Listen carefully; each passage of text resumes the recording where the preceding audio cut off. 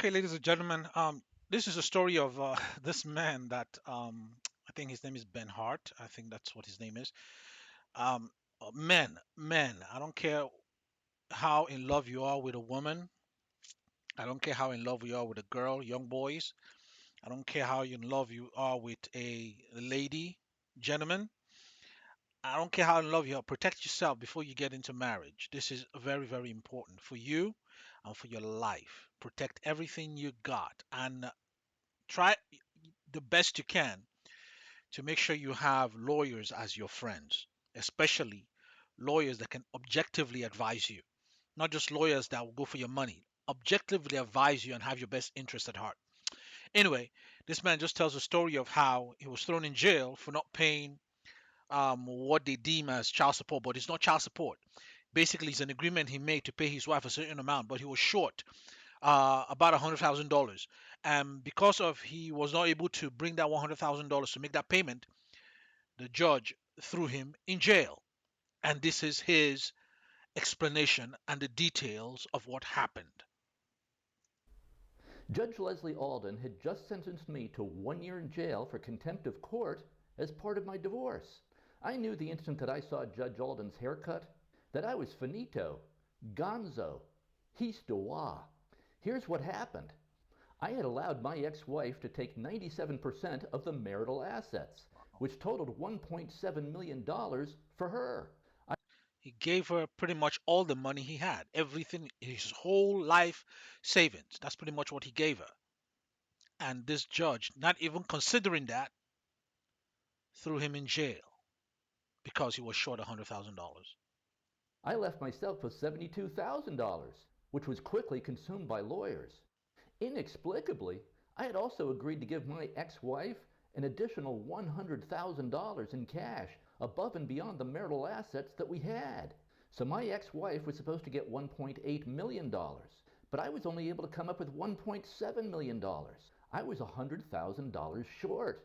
The reason I was $100,000 short was my ex had destroyed my business by issuing subpoenas and deposition requests to my clients. She thought there was more hidden money and more hidden income out there for her to find. Now, my clients did not want to be part of a nasty divorce litigation, so they ran for the tall grass and ghosted me. My clients were gone, and my income was gone. You see?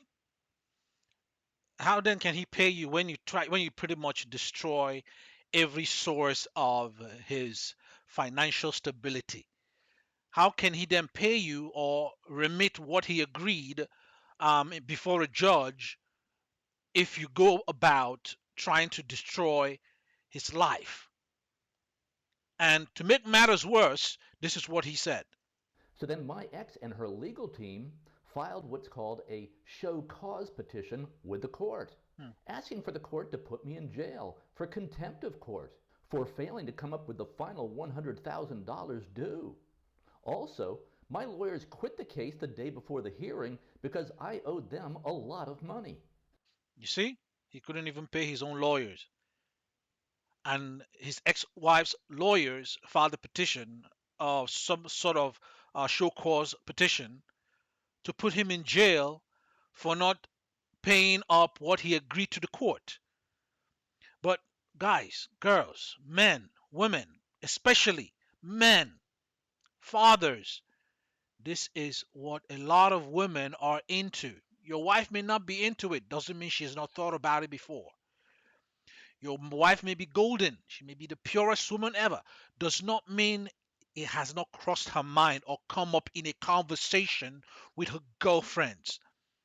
They talk about these kinds of things. That is why men are built differently and women are built, and we are not equal. Nevertheless, he couldn't pay his lawyers, and now they file a petition to force him to pay the money he agreed before the judge. And if he doesn't, the court can hold him in contempt. And when a court holds you in contempt, guess where you end up? In jail. Contempt of court. In jail. So I went into Judge Alden's courtroom without a lawyer. The next thing you know, I'm buck naked and getting a full body cavity search by Jeez. police officers in the Jeez. basement of the Fairfax County, Virginia jail. before getting into my prison jumpsuit and chained to 11 other inmates. Hmm. Okay, let's go back to the beginning and find out how I got into this situation. He's going to talk about how he went to the beginning. Please, I'll leave the link in the channel, in the box below. Please click on the link, watch the entire video, and see what he says. But I just want to fast forward to basically where he ended up and how things transpired, and just my own take. I'll give my own take at the end.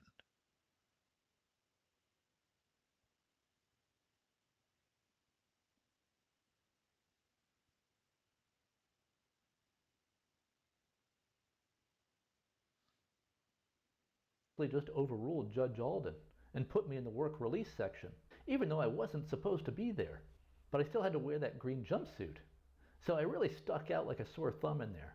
The other inmates would ask me why I was still in this green jumpsuit. So I'd launch into the story.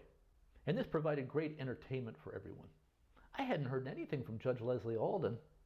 Didn't even know if the judge had received my letter. I assumed not. Then one day at around 5 p.m., I was on my bunk bed reading. I heard a guard yell my name, repeatedly. Benjamin Hart! Is Benjamin Hart in here? Yeah, that's me, I said.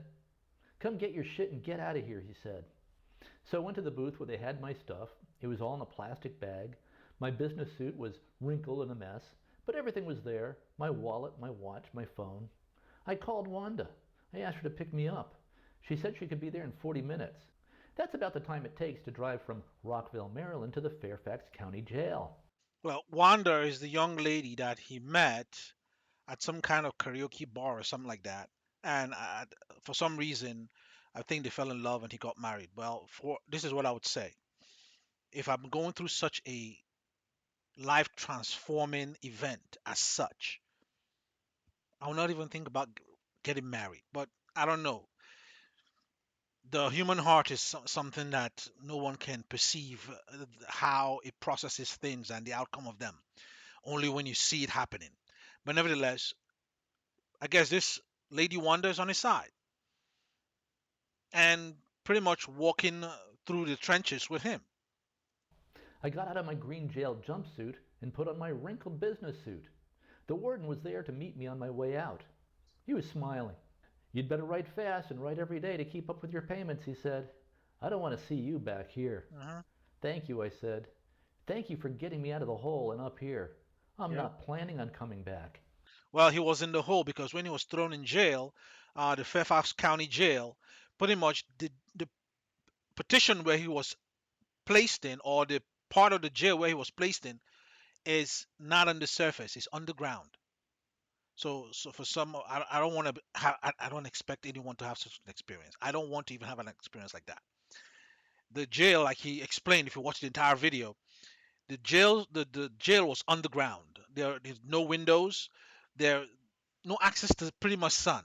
They just use pretty much light, fluorescent lights in the jail where they're pretty much held. But what I can say about this is that that could destroy your mind. That could destroy. But he looks like somebody who's high spirited, and it's like this thing is not really affecting him. But I can 100% tell that this thing, what he's experiencing, is affecting him. But I think his only way to be able to deal with the pain inside and the anguish is to talk about it, and talk about it in a more lively manner that can help other people out, which I believe that's his aim, to help other men, men. If you're a man, you wear trousers. If you're a man and you stay up as a man and you're male, you remain a male. This is for you. This man is preaching this gospel for you. The problem was I still had to pay my ex $12,000 per Twelve month, thousand plus now dollars $1,000 per month. plus a This thousand was no dollars. joke, especially since I had no business anymore. I had been in jail for 8 days and 8 nights. When I got out, my internet business was on the ropes. Students were quitting and asking for refunds because they didn't see any seminars happening. Hmm. I left jail with $5 in the bank, no clients, and no business. Business. Wanda and I had pretty much maxed out our credit cards. But my internet business was not completely gone. I sent out an email to all my students saying an emergency had come up and that the online seminars were resuming. So enough of them stuck with the program, and we rebuilt. I married Wanda 4 months later on December 6th. Hmm. I thought any woman who would stick with me through this is absolutely marriage material. Look at the woman's face. One, she's probably from some part of the Eastern world, or I would say Asia, or part of the Asian world. I don't know if I don't think she's Chinese. She doesn't look Chinese, nor does she look Japanese. I can say she's either Thai or somebody of that area, Indonesia, I don't somebody of that area. And her eyes are soft. She has soft eyes. That's one thing people have to look out for. Soft eyes. Doesn't mean she doesn't mean business. She means business, but she has soft eyes. And that takes in or brings forth a sense of somebody who has a soft heart and cares. I think that's why he married her. Maybe her character too also speaks. Anyway, let's go on. She sure wasn't into me for my money or my looks. So I wanted to quit her job at Geico to help me with the internet business. Wow. She was great with customer service and tech support. We built up the online marketing education program to about 1,000 students pretty quickly, each paying $38 per month. Wow. While we were doing that, I made the trip to Illinois every 4 to 6 weeks to see the kids. By April of 2007, I thought I was financially strong enough to move to Illinois with Wanda full time. Oh, and the $1,000 per month that I was supposed to pay toward the $148,000 debt, well, that was temporary. To stay out of jail, I had to promise to Judge Alden that I would pay it off in 24 months, or it would be back in the slammer. That judge is wicked. Even after agreeing for him to come out of jail, pay the $1,000 a month, it wasn't forever. It was temporary. That is nuts. And he has 24 months to pay off the $148,000. Man, you guys got to think. Stop thinking with the other head. Think with the correct head. Think with your head, not your head. Please, please. Don't marry her because she's sweet. Marry her because she has good character, good morals. If not, run for the hills, like he said a couple of times. Run for the tall grass. For me. By the way, when I say I paid Betsy $12,000 per month, here's where that number comes from. Because Betsy is challenging this number. Well, it was $4,000 for alimony, $4,600 per month for child support until age 22, $800 per month for the college fund, $1,000 per month for life insurance, $400 per month toward Betsy's health insurance, $1,000 per month for health insurance for the kids, and there were about $1,000 in monthly costs for out-of-pocket medical expenses for the kids. Mm. Why $1,000 per month for out-of-pocket medical costs? When I was a kid, I saw a doctor maybe 10 times total Uh, throughout my whole childhood. uh, Hardly ever went to the doctor. Well, under our divorce decree, medical costs include more than just usual items that we think of as medical costs. uh, Also included endless counseling and therapy sessions for the kids, uh. plus eyeglasses, contact lenses, braces, etc., that were not covered by insurance. Betsy also seemed to be racking up extra unnecessary medical costs just to stick it to me, constantly taking the kids to out-of-network doctors that I think for me personally, based on how he's talking, I've not met the lady. I've not seen her video. I've not seen her talk. I don't know her side of the story, so I cannot conclude based on what he's just saying. But if I'm just looking at it from just his point of view, this lady, she's just beyond a gold digger. She's not just only a gold digger, she's a narcissistic gold digger. But allegedly, that's my own point of view.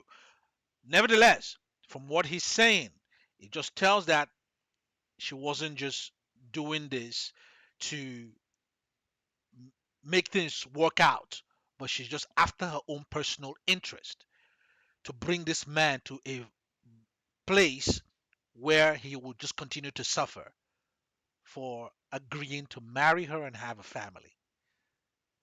were not covered by insurance. And we actually had a lawsuit over this. So there was that aspect. So really, it was more than $12,000 per month for support that I was paying. So Wanda and I move out there in April of 2007. We are headquartered at the Homestead Inn in Lombard, Illinois, about 15 minutes from the kids, while we look for a place to live in LaGrange near the kids. Betsy is warning me in emails and text messages not to move there. She says I'll regret it if I do. So one Saturday, I think it was the second Saturday we were there, She's very I swing by vindictive. the house to pick up the kids. We go to breakfast and mini Watch golf. this. After breakfast, Tori said she didn't want to go to mini golf. She wanted to be dropped off at home. So I dropped her off at home. It was then me, Pete, Maddie, and Olivia at mini golf. After we're done with that, I bring them home to Betsy's house. When I arrive, Betsy is standing there. I get out of the car to help Olivia out of the car because she's little. Betsy comes over to talk to me. She shows me her iPod. iPods were a big thing in 2007. She tells me she's been recording all of our conversations, including, I guess, when I was calling her a bunch of names. We were having many nasty conversations after my stint in jail. I didn't know what might be on the iPod. And she was holding this iPod in my face, I guess recording what was happening. And I'm sure I called her a bunch of names. Since she was holding the iPod right in my face, I quickly snatched it out of her hand and headed to the car. Betsy then jumps on my back as I'm trying to get in the car. I shake her off, but she dives into the car after me and is sprawled across my lap trying to get the iPod. I push her out of the car as I'm taking off. I throw the iPod out the window on my way back to the homestead. I was told by my lawyer later that this was a big mistake because surreptitious recording of a conversation is a crime in Illinois. Meanwhile, Betsy goes to the police and files a domestic violence charge against me. She also files a charge of theft of her iPod. Wanda and I went to a restaurant right next to the homestead where we were staying. From the restaurant, we could see the police arriving at the homestead. We watch. We figured they might be looking for me. After the police leave, we go to our room to get our stuff. The front desk tells us that the police are looking for me. We decide to drive to Maryland where Wanda's family lives and regroup. We stay there until December. We live in the basement of Wanda's brother, Peter. We were basically in hiding.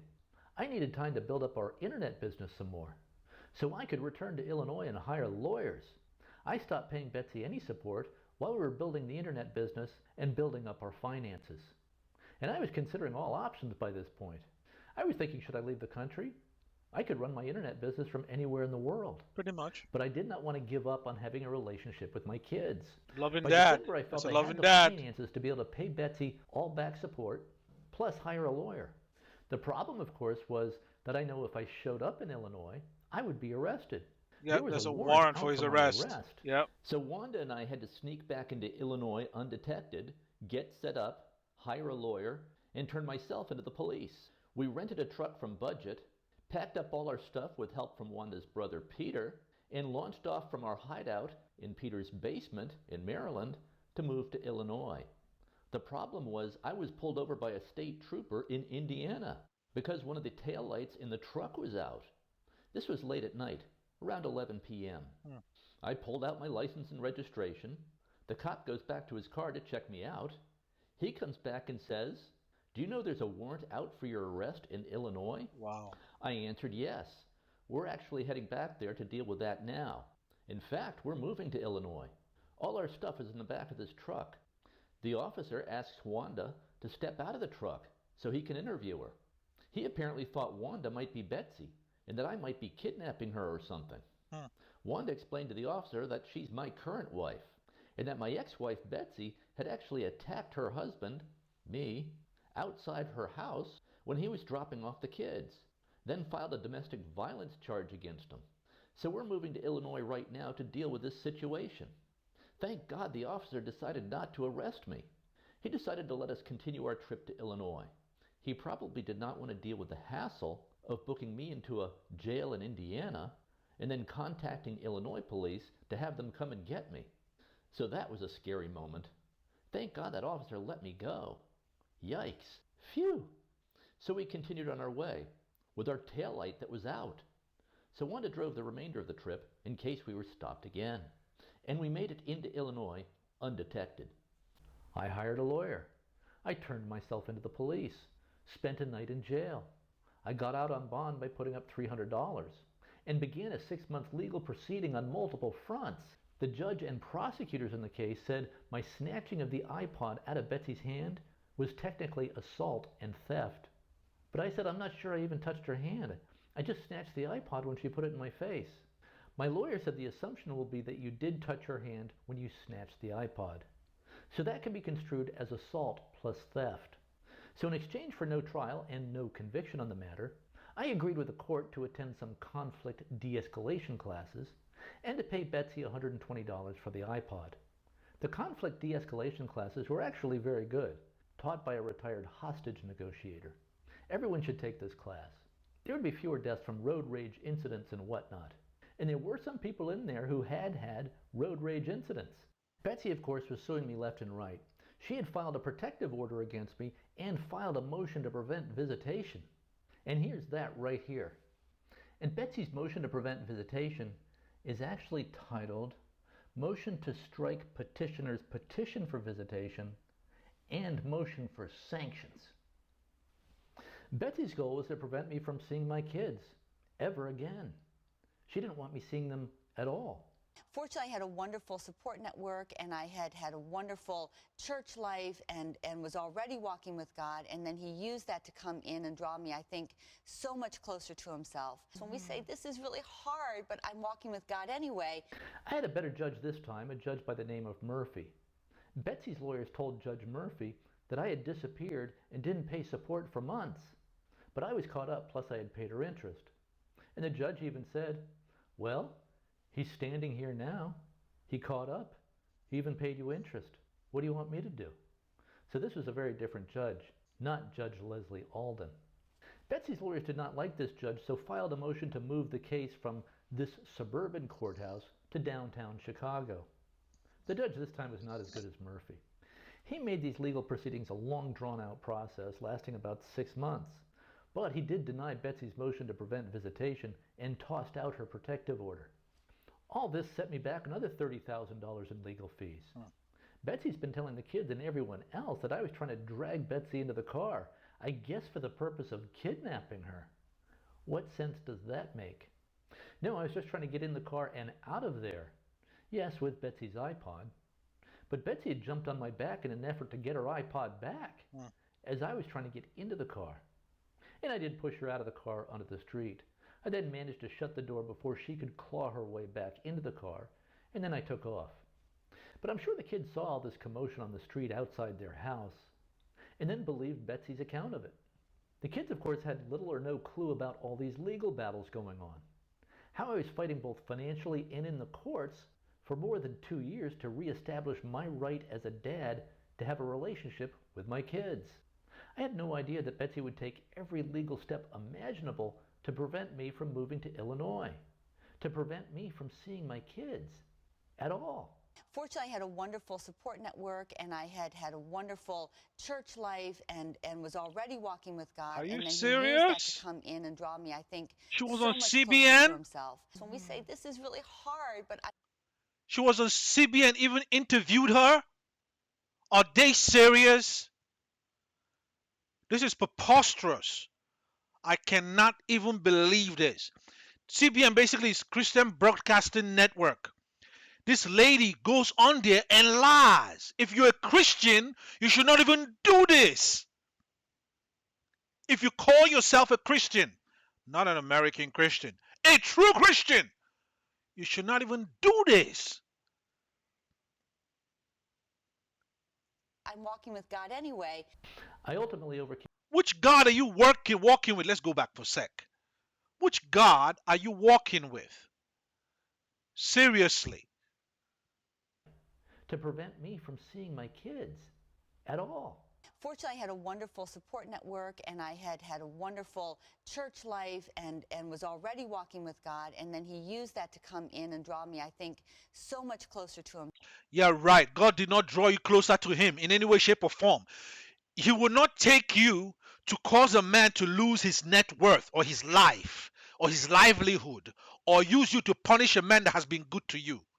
Even after the man gave you all the wealth, okay, let's divorce. Since we can't work together, let's divorce. Take everything. If anything, I would say the man is the one that's walking close to God. Let me tell you how. The Bible even says this and makes it clear. Any person who persecutes you, they take your shirt, give them your cloak. If they go 1 mile with you, go 2 miles. So you took the man's coat, he gave you his cloak. You took his wallet, he gave you his wealth. He gave you everything he worked for. And still, You still went and filed a petition for him, even because he could. After he has given you how much? Close to $2 million. He was short $100,000. You still went and filed because of 100. You had 18,000, right? Or 180,000. Because of 100 to make it 2 million or 19 million, whatever it is, he was short 10%, but you already had 90%. And you filed a petition to put him in jail. This woman, that God you say that you drew closer to is not the God of heaven and earth. Neither is he the God of Abraham, Isaac, and Jacob. I don't know why CBN had you on here. False. Himself. When we say this is really hard, but I'm walking with God anyway. I ultimately overcame all of this, but it's easy to see why the girls think that Dad, me, abandoned them. They had no idea all this was going on. And who knows what Betsy was telling them at home. In December of 2007, Wanda and I moved to a rental property in LaGrange, Illinois, a bit more than 1 mile down the street from the kids. I saw my son Peter throughout the week. He was always eager to hang out. And I generally saw the girls once a week. And I was always available anytime anyone wanted to hang out.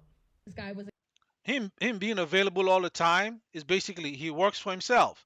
He works online. He could work from anywhere. So he's not clocking in and clocking out of an office. He's pretty much most of the time at home doing his work. He basically, like he said, he was I'll call him an advertising executive, right?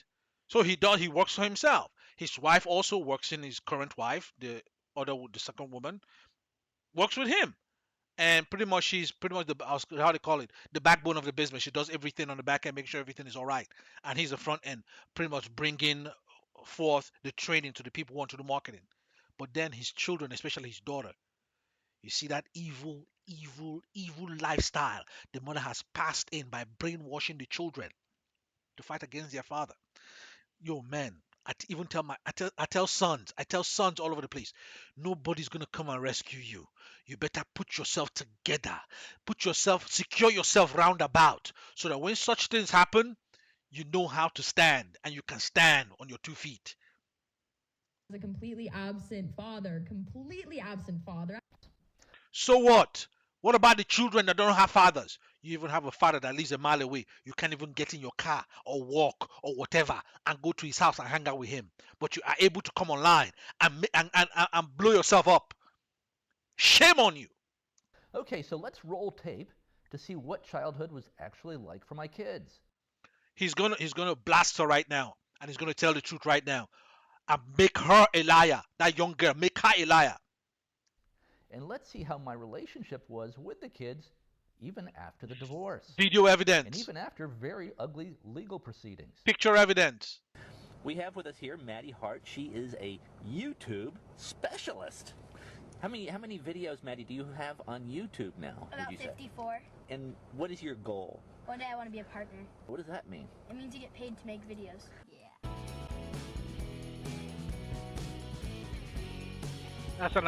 This is an absentee dad hanging out with his kids. We're hauling at the sea here. We're heading it over this sandbar. You're looking good. Here comes the big one. Yeah. Who would say that's an absentee dad? Photoshop. We're having Who would say that's an absentee dad? Who would say the dad was never there? That greedy girl. That girl is greedy. She's evil and she's greedy. fun here at the Deep River Water Park in Indiana, just outside Chicago. It's the largest water park in the Chicagoland area. Let me tell you something. How many children will want to just even go to a amusement park with their father?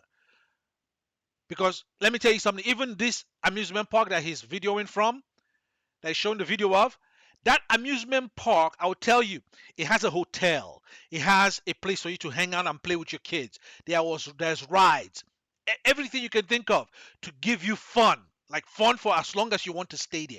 You want to stay there 2 days, you want to stay there 5 days, you want to stay there a week, you want to stay there a month, you want to spend the rest of your life there. They have everything. Is it food court? They have the food court. They have the best foods too.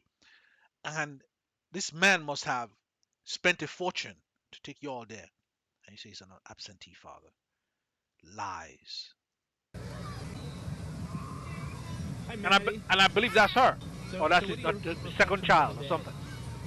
pretty good, except for this really mean lady. There was a mean lady, yeah. But we took care of her. It cost me All right.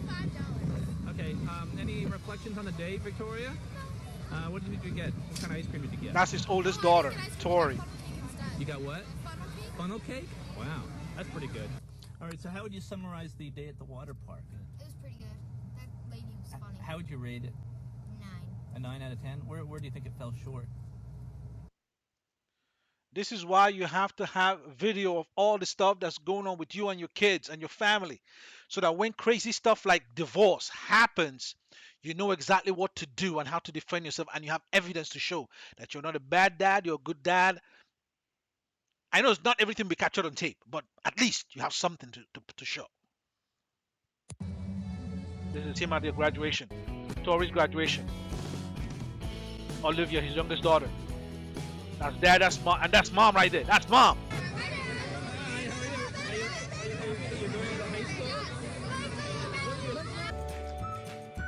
Ski trip. This is ski trip.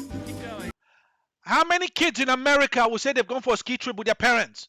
None.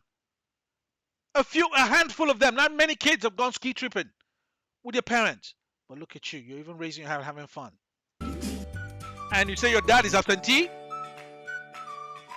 Preposterous. From childhood, this man has been present in your life. That's 3 of them, the kids.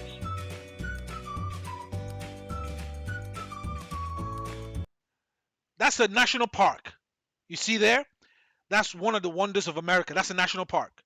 Preserved land that people just come and have a good time, enjoy the atmosphere, enjoy the environment. And your father took you there. You're wearing an Abercrombie, New York shirt. Your brother's wearing a Hershey shirt.